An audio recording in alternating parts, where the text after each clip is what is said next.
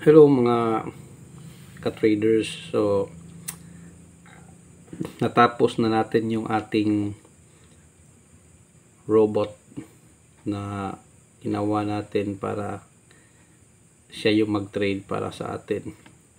So eventually inabot tayo ng 2 linggo bago natapos yung robot natin at saka na-install natin dito sa MT5. Natapos to nung Friday, July 11. So hindi natin na-test lang isang beses, so may running profit and running merong profit loss and profit gain na naka-float. So ito yun, ayan. So ito ang ating robot na ginawa. So kung makikita nyo, pag nag-install kayo ng MT5, ito lang to, makikita nyo lahat. Nandyan ito sa MT5, pwede nyo gamitin anytime. Ito mga robot na ito. Pero hindi yan wala siyang ito except sa aking robot na ginawa. Ito lang. Pwede yang mag-execute pero walang stop loss, walang take profit. So anytime pwede yang mag-execute. Ano ang kagandahan dito sa robot natin? Marami tayong nilagay dyan na mga indicators. Halos mga 5 indicators. Tapos marami pang mga logical technical analysis na nilagay natin. So itong boot natin is talagang mag-execute siya na logical and based on signals or based on dun sa mga nire-respect niya. Yung meron nilagay natin yung isa sa mga indicators dyan, yung MACD, MSBOB, tapos meron pang smart money concept. So yan yung isa sa mga nagpapalakas dito sa boot. And once it takes trading, meron na rin siyang stop loss at meron din siyang take profit. Ang ginawa natin dyan is 1:2 risk ratio. So kung mag-trade ka, ang stop loss niya is 30 pips, ang gain niya naman is 60.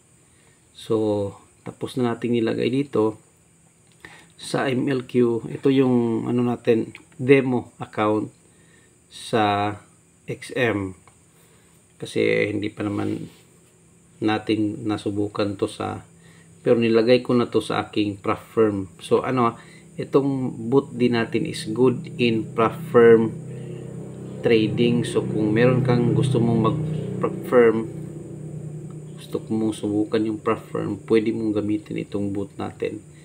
Good for 5 pairs, USD GPY, Euro USD GBP, USD GBP, Bitcoin at saka gold. Ang setup natin dito is 0.03 lot per trade and 2 trade per day lang. So para hindi overtrading, at saka kung meron mang mga hindi magandang resulta, kinabukasan pwede mapangbawi yan. And then itong boot natin is meron siyang automatic stop trading kung merong mga news. Even simple news lang, everyday mayroong simple news, nagsa-stop siya mag-trade. Pag meron ding big news, automatic yan, stop siya agad. Babalik yan sa pag-trade kung wala na news. So yun yung maganda din sa ating boot na ito. So tignan natin. So i-erase natin to. So currently ito na yung na-install natin. So ito dito sa gilid, kung makikita nyo dito, nandyan na ang ating boot. So i-drag mo lang dito kung mag-a-avail ka sa boot natin, i-drag mo lang dito sa ito ginawa kong 6 na pairs. Ayan na yan. Ito demo pa lang to ha, pero ito na yung original account ko sa XM. Demo pa lang itong ginawa ko kasi mag-focus ako dun sa platform isa. And so far ito, so gaya ng sinabi ko, 0.03 lang yung kanyang lot, kasi pang good for trading ito. Merong 2 lots ang tinrade nito, kasi ang ginamit ko dito is yung itong nanditong sa expert, yung ito na ang ginamit ko dati. Tinry ko lang pero hindi maganda kasi nag-negative siya. So ito yung mga 03, yan yung in-execute ng ating robot nung Friday. So sa tingin ko medyo naalanganin din kasi yung execution, kasi halos 10 PM na yun ng gabi. Pero kung titignan mo ang resulta dito, merong floating profit na yung Bitcoin, at itong 5 na gold is hindi pa naman siya pwede pa rin ni-respect, kasi niya yung nire-respect niya dito yung OB, at so possible na bukas sa Monday is mapaprofit itong 5. So titignan natin bukas. And then itong USD GPY bot din natin na nag-execute nito. Kita nyo 3, 0303, 0.03. So profitable yung in-execute ng robot.